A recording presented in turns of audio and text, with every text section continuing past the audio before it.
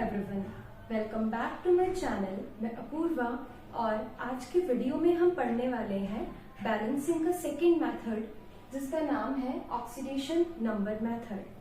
हम ऑलरेडी पढ़ चुके हैं कि किसी भी रिडॉक्स रिएक्शन को हम आयन इलेक्ट्रॉन मेथड या फिर हाफ रिएक्शन मेथड से कैसे बैलेंस करते हैं।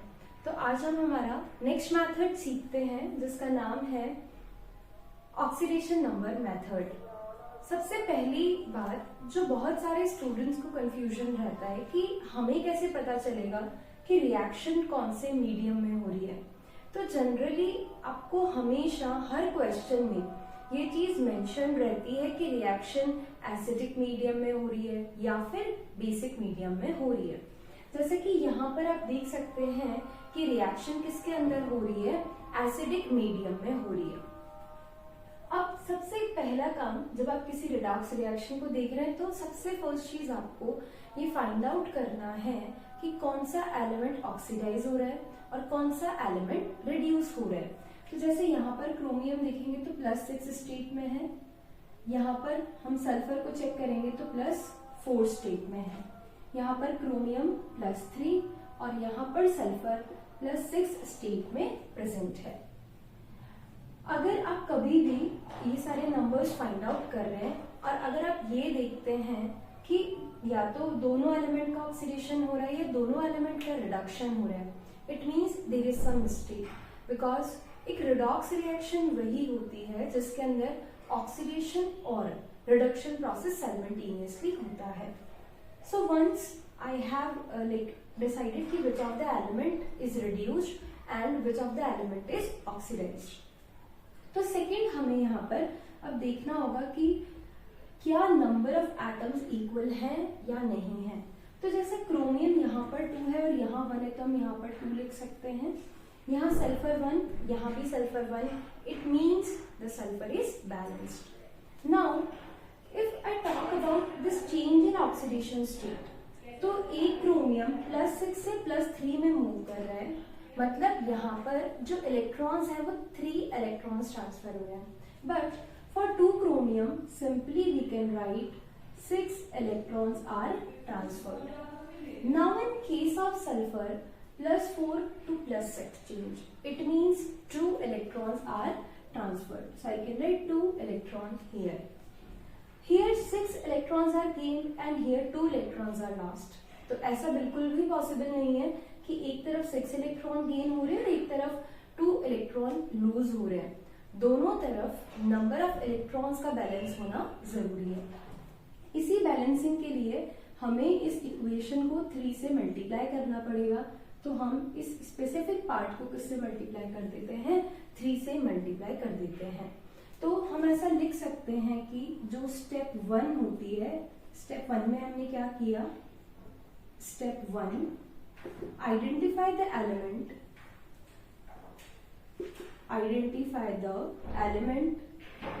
oxidized and reduced, identify the element oxidized and reduced, and यहाँ पर जो नंबर ऑफ इलेक्ट्रॉन्स हैं वो भी क्या हो जाने चाहिए, इक्वल हो जाने चाहिए, एंड बैलेंस द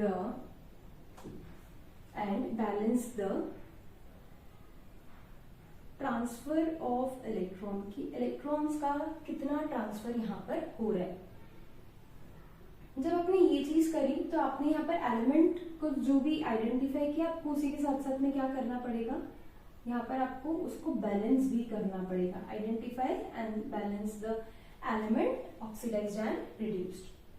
जब ये हमने कर लिया तो नेक्स्ट स्टेप के अंदर हमें चार्जेस को बैलेंस करना है। तो लाइक हियर चार्जेस आर, इस पे पूरे पे चार्ज -2 है, यहाँ पर 3 × -2 कितना होगा, -8, -6, तो रिजल्टेंट चार्ज कितना आ रहा है, -8 आ रहा है। यहाँ पर देखा जाए तो 2 × +3 चार्ज कितना है, +6, 3 × -2 -6, तो इधर जो चार्ज है वो किसके इक्वल है, 0 के इक्वल है। क्योंकि ये रिएक्शन एक एसिडिक मीडियम में हो रही है, मतलब हम प्रोटॉन्स की हेल्प से चार्जेस को बैलेंस कर सकते हैं। तो यहाँ पर मुझे इस साइड में भी 0 करने के लिए पॉजिटिव चार्ज ऐड करना पड़ेगा और मैं यहाँ पर 8H+ लिख सकती हूँ, क्योंकि रिएक्शन कौन से मीडियम में होगी, एसिडिक मीडियम में होगी। तो जो हमारी स्टेप 2 है उसके अंदर हमें क्या करना है, balance charges on both the sides. आपको रिएक्टेंट और प्रोडक्ट साइड में चार्जेस को बैलेंस करना है, और वो हम कैसे बैलेंस कर रहे हैं, या तो H+ अगर एसिडिक मीडियम है, और अगर बेसिक मीडियम होगा तो हम OH- या फिर हाइड्रोक्साइड की हेल्प से चार्जेस को बैलेंस कर देंगे। अब जब चार्जेस बैलेंस हो जाएंगे तो नेक्स्ट स्टेप में हमें क्या करना होता है, हाइड्रोजन और ऑक्सीजन को बैलेंस करना होगा। जैसे कि यहाँ आप देख सकते हैं कि 8H+ है, बट प्रोडक्ट साइड में एक भी हाइड्रोजन नहीं प्रेजेंट है। इसका मतलब मुझे यहाँ पर कितने H2O ऐड कर देने चाहिए, मुझे यहाँ पर 4H2O ऐड कर देने चाहिए, राइट? क्योंकि जब 4H2O को ऐड करेंगे तो हाइड्रोजन्स प्रोडक्ट साइड में कितने हो जाएंगे, 8 हो जाएंगे, और दोनों साइड हाइड्रोजन्स बैलेंस हो गए। जब भी आपको हाइड्रोजन और ऑक्सीजन की बैलेंसिंग करनी होती है तो हम किसकी हेल्प लेंगे, वाटर मॉलिक्यूल की हेल्प लेंगे। इसीलिए मैंने यहाँ किसकी हेल्प ली, वाटर मॉलिक्यूल की हेल्प ली।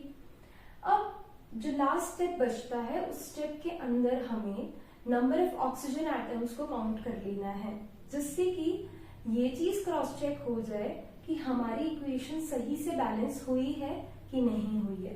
तो देखते हैं, ऑक्सीजन यहाँ पर है 7 और यहाँ पर है 9, तो इस साइड में 9 + 7 कितना होगा, 16। तो इस साइड में 16 ऑक्सीजन एटम्स हैं, राइट? यहाँ पर अगर हम देखें तो 4 3 = 12 एंड 12 + 4 16। इसका मतलब इधर भी ऑक्सीजन एटम्स कितने हैं, 16। सो यू कैन से कि दोनों तरफ ऑक्सीजन एटम्स भी इक्वल है, मतलब जो भी इक्वेशन हमने बैलेंस करी है वो कंप्लीट तरीके से सही है। तो हम स्टेप 3 में ऐसा लिख सकते हैं, क्या लिख सकते हैं हम स्टेप 3 में, balance hydrogen and oxygen by H2O molecule, और इस तरीके से हमारी इक्वेशन फाइनली बैलेंस हो जाती है। तो ये एक इलस्ट्रेशन था जिससे आई होप आपको समझ में आया होगा कि ऑक्सीडेशन नंबर मेथड कैसे अप्लाई किया जाता है। ये मेथड लेस टाइम कंज्यूमिंग है as compare to ion electron method, so you can practice question by this method also, and if you find any doubt in balancing the chemical like redox reaction, you can ask those doubts in the comment box. Thank you.